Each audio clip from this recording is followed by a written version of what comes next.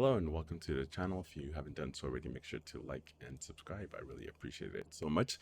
So when Toyota announced that they were bringing back the Supra, and then we soon find out later on that Toyota was only going to be making it in automatic, obviously enthusiasts were outraged because the car in a manual transmission just feels right. It's supposed to be a manual transmission.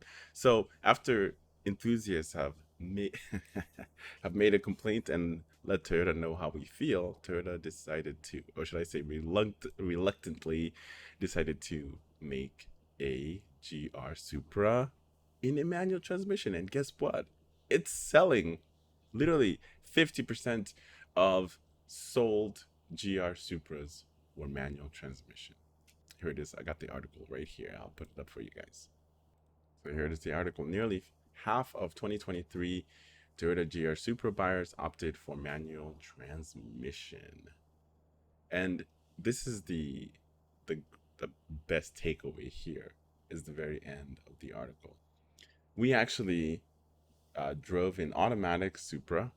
Hang on, let me just highlight it for you guys here. Makes it a little bit easier. We actually drove an automatic Supra back to back with a manual, and they feel considerably different cars in practice, said Steven. The automatic is still as athletic, and in some situations it's quicker, but the manual was a lot more fun. The automatic feels like a cruiser, while the manual seems to encourage more rowdy behavior. So you will definitely have way more fun in the manual transmission than you would in the automatic. I mean, no knock to the automatic. It's still a good car, but they're two different vehicles when it comes to driver engagement and experience. That's my knowledge.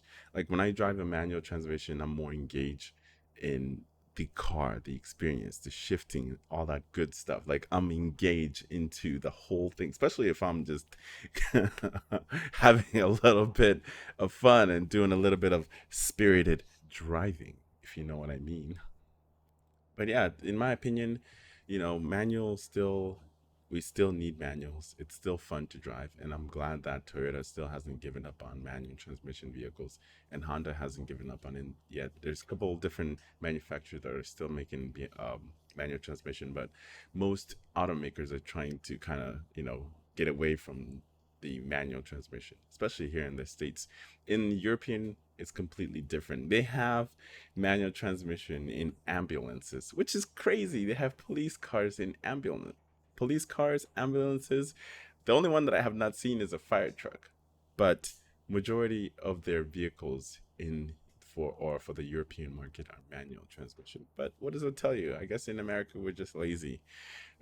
We don't want to do the work to get the satisfaction. We'd rather just put it on D and just get going. But anyway, you guys let me know about this situation. This is cool. The fact that 50% of the GR Supers are selling in a manual transmission. And hang on one second. I think I had it up here, the cost of because I just did it real quick, but let me move it over. Give me one second. So this is the build right here. And the GR Supra starts at 45,000, and that's the 2 liter. But the one you want is this one right here, the 3 liter, and that comes in a manual transmission. Because if you choose the 2 liter, I believe the 2 liter they're not even offering it in a manual. It's only the 3 liter single turbo. That's gonna be the one that you want if you want to get a Supra. This is the one you want. So it starts at 55,595. Honestly, you're gonna be paying a little bit more than that because it's just not a mass-produced car. There's only in a certain amount of them that are being put out. They're not mass producing this on a large scale, but you could still get a great deal if you look around. I'm sure there's certain dealerships that are still, you know, not a piece of shit. But anyway, I don't want to take up too much of your time. Love y'all. Like and subscribe, and I will see you in the next one.